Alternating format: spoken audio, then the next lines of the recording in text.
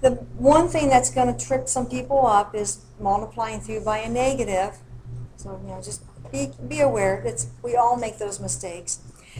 Did you catch how we can split the fraction when we square it?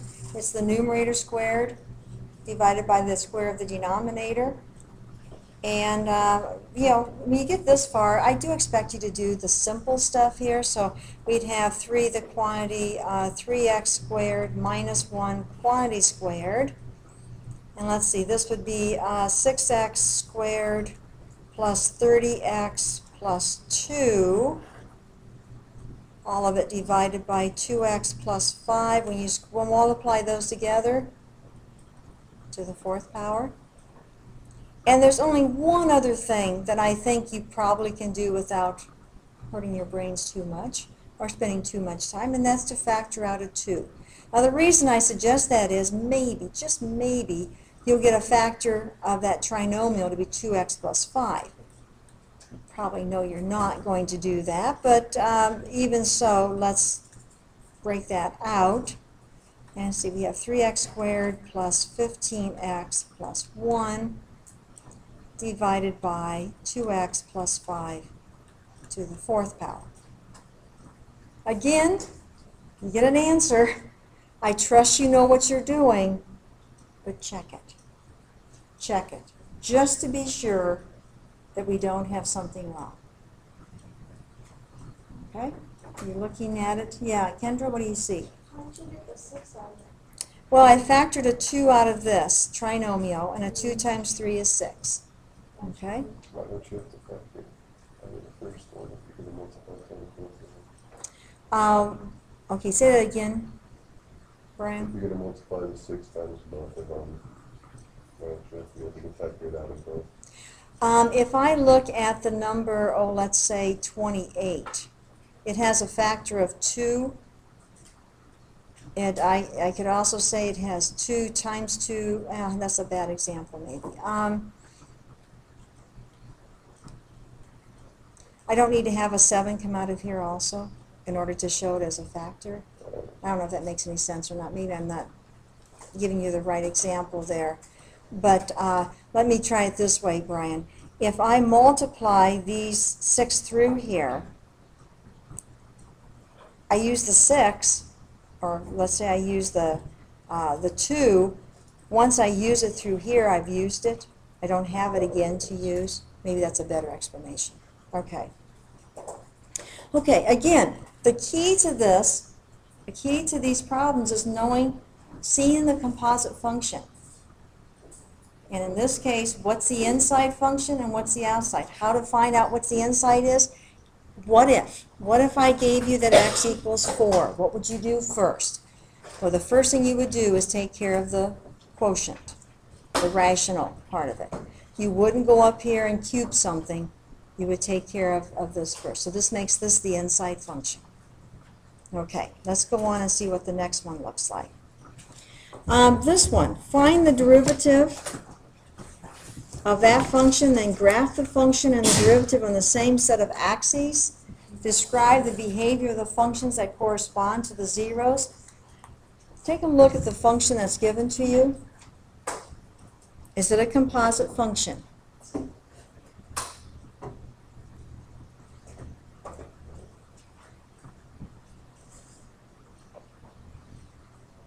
Peter's saying no. Anyone agree with Peter? Okay. Yeah, it's not a composite function. Now, the purpose of it being in here is a different reason. We're going to come back to this problem, but I'm going to skip it for today. Right now, I just want to make a point of saying that not every problem is a composite function. This would be one that's not a composite function. It's a quotient, and we need to use the quotient rule, but we wouldn't need to use the chain rule at all. So let's go on. I just really want to focus on the composite functions today. We'll come back to that one. Okay, let's look at this. Y equals e to the negative 3x power. Same question. Do you see it as a composite function?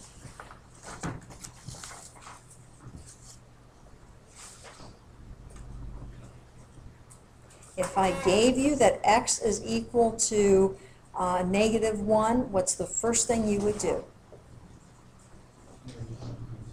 So what's the inside function? Yeah, -3x. It doesn't look inside, does it?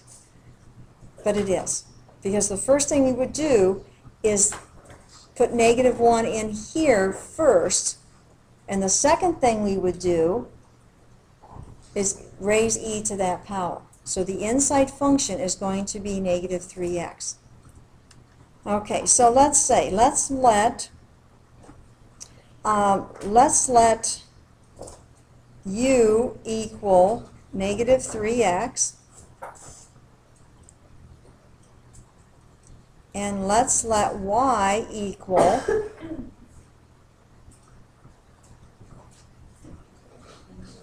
e to the u. Yep. Okay. And let's label this. This is our inside function, and this then is our outside function. What's the derivative of du dx? -3. Okay. What's the derivative over here? Dy du, because u is the input of that function, dy du. Now this is where we've had this derivative and our function and derivative before. You remember what it is? Yeah, it's the easiest one ever. It's just itself. So the derivative of e to the u is just simply e to the u. If I'm going to ask you to find a derivative, what derivative am I going to ask you to find? And go back to the original. To the original? dy dx. Okay, so dy dx. And according to the chain rule, okay, du dx times what? Dy du. Now, we didn't say it in the way that we usually say it, but does it make a difference? Multiplication, right?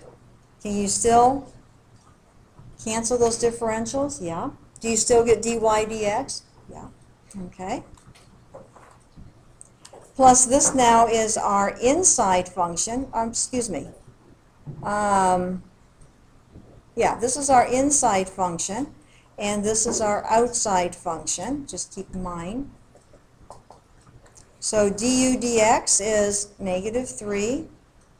Dy du is e to the u. Necessary, but sufficient.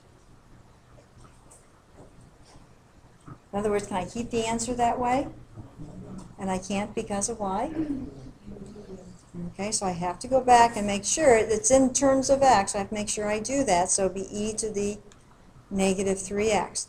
Necessary but sufficient? My rule is always make all the exponents positive. Okay, so it'll be -3 divided by e to the 3x. Okay, so that's using now our differential notation, dy, dx, and so forth with the chain rule. Are we done with this problem? Careful, go back up and read it.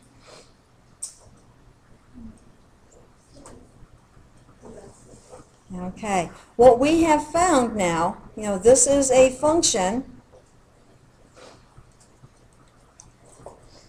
that has an output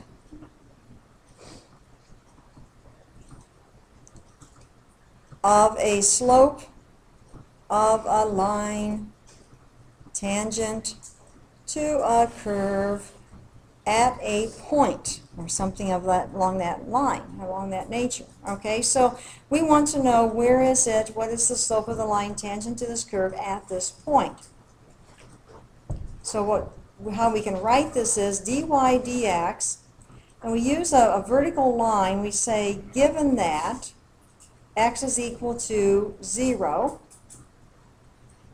and this would be -3 divided by e to the 3 times 0 power. That's e to the 0. E to the 0 power is 1. So the same thing of just -3. Okay. If I asked you to show this to me graphically, what would you do? What would you graph? Yeah, we graph the original and do what? Put a point at 0, 1, and then put a tangent there, and then find the slope, and the slope of that had better be -3. Okay, good. Let's go on.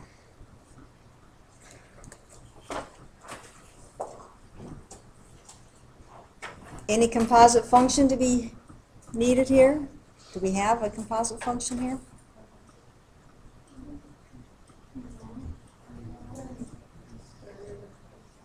Yeah, the square root of the cosine. Cosine x, cosine is a function of itself, and it is now placed inside the function of taking the square root.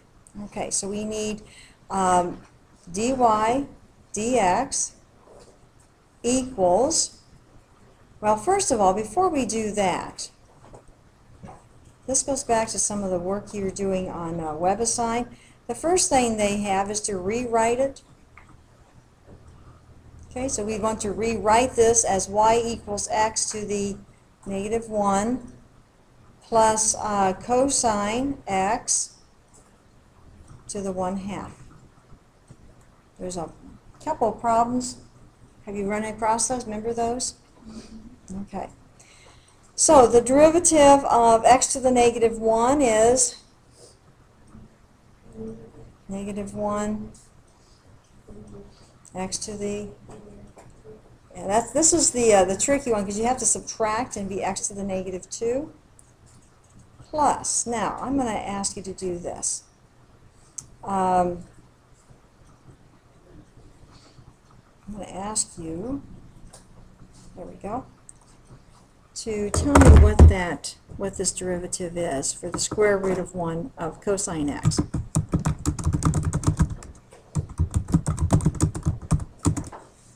I've got to use the SQRT for that. It's cosine x, isn't it? That's in the problem. Yeah.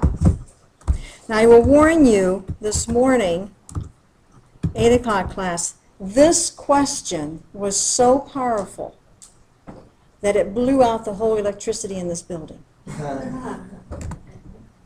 Seriously, it did. I mean, this problem didn't, but the electricity went out for a few seconds, so. You didn't, because I hadn't sent to you yet. You guys are just too eager there.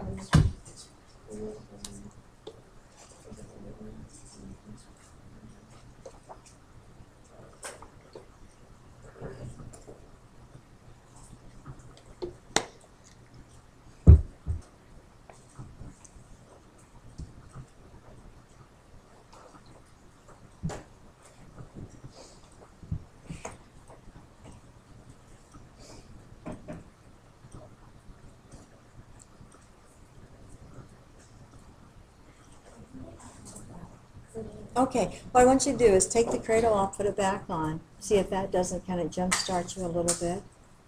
Oh, Courtney, I don't have you logged in, I don't think. Yeah, I was logged in earlier. Okay, so then go home, go to 5, go to log in, and you'll get the question then.